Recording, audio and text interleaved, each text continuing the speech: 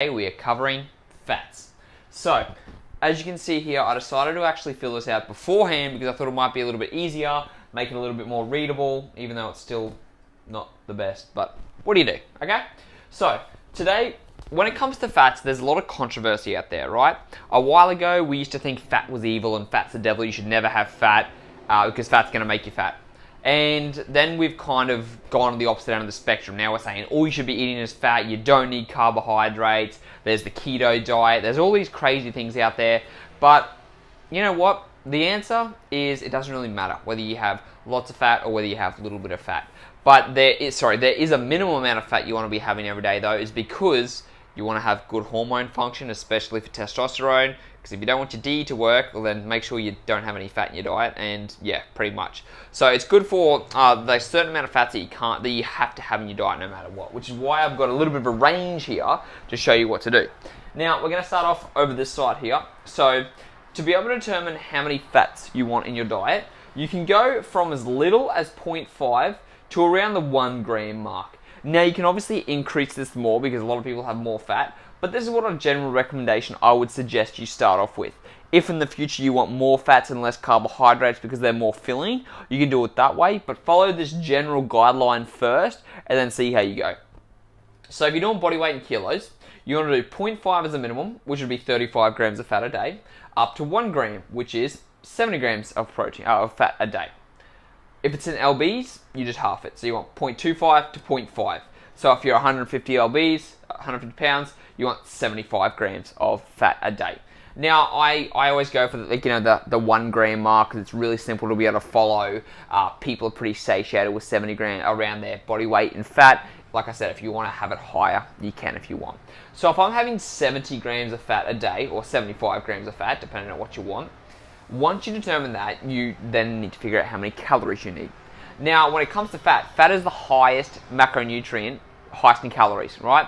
So 1 gram of fat equals 9 calories, which is pretty high, which is double the amount for protein. So protein's 4 grams, carbs are also 4 calories per gram, but fat is 9 grams. So the more fat you have, the less calories you're going to have for other macronutrients, which is really important because if you're very high in fat, then you're not going to be able to get enough protein and enough carbohydrates in your diet. So that's one thing to think about.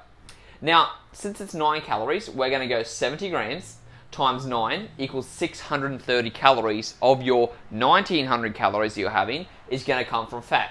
So now we figure it out here, 1900 calories, take away 630 calories, leaves us with 1270 calories left over.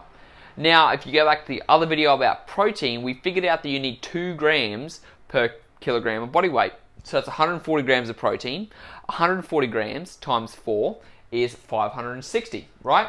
So if you figured out that if you take away your fat calories, you've got 1270 calories left.